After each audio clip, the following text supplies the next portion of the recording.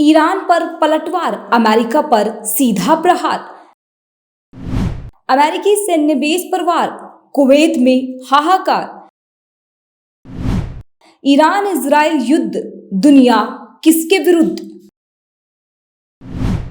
एक दूसरे पर वार, अमेरिका में हाहाकार। अपने परमाणु ठिकानों पर हमलों से बौखलाए ईरान ने अमेरिका पर पलटवार किया। ईरान ने बैलिस्टिक मिसाइलों के प्रहार से मिडिल ईस्ट में मौजूद अमेरिका के सैन्य अड्डों को निशाना बनाया। ईरान ने कतर, बहरीन और इराक में अमेरिकी सैन्य ठिकानों पर मिसाइल हमले किए। ईरानी सेना का सबसे बड़ा हमला कुवैत की राजधानी दोहा के अल-उदीद एयरबेस पर किया। इस हमले के वक्त दोहा में विस्फोट की आवाजें सुनी गई। हमले के बाद दोहा में अफरा तफरी मच गई। लोग सुरक्षित जगहों पर जाने के लिए भागते हुए दिखाई दी। बताया जा रहा है कि ईरान ने दोहा के अल-उदीद एयरबेस पर 6 बैलिस्टिक मिसाइलें दागी। इस हमले के बाद कतर ने अपना एयरबेस बंद कर दिया। दोहा में एयर डिफेंस सिस्टम को एक्टिव कर दिया गया। अमेरिकी दूतावास ने अपने सभी नागरिकों को सुरक्षित ठिकानों पर रहने को कहा है।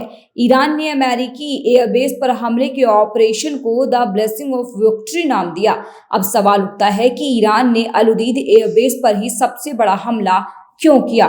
दरअसल अल-उदीद एयरबेस मिडिल ईस्ट का सबसे बड़ा सैन्य अड्डा है। यहाँ पर 8,000 से 10,000 अमेरिकी सैनिक रहते हैं।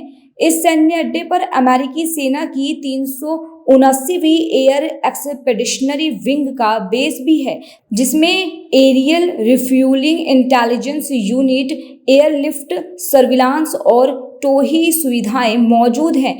इसके साथ ही एरोमेडिकल इवैक्यूएशन एसेट्स भी मौजूद हैं। ईरान की इस्लामिक रिवॉल्यूशनरी गार्ड कॉर्प्स यानी IRGC ने कतर में अमेरिकी मिलिट्री बेस पर हमले की पुष्टि की है।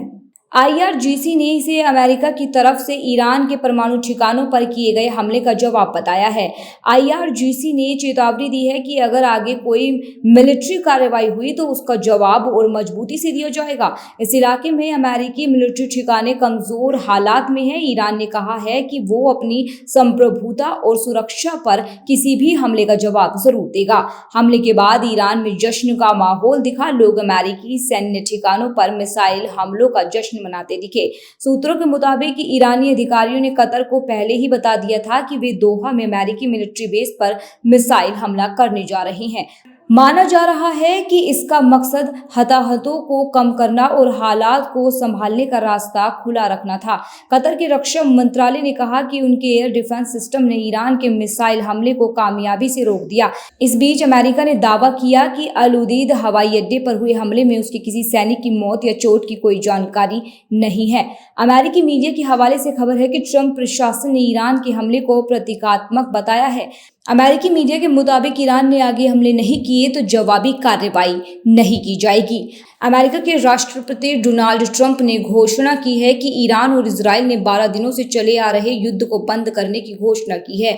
राष्ट्रपति ट्रंप ने कहा है कि दोनों देशों ने पूर्ण और संपूर्ण युद्ध विराम की घोषणा की है। दोनों देशों के बीच ये सीजफायर लागू हो गया है। इसी के साथ ही एक ऐसी जंग बंद हो गई है जिसके भड़कने पर दुनिया के कई हिस्से लड़ाई की चपेट में आ सकते थे। अब आपकी इस खबर पर क्या कुछ राय है, कमेंट में हमें जरूर बताएं।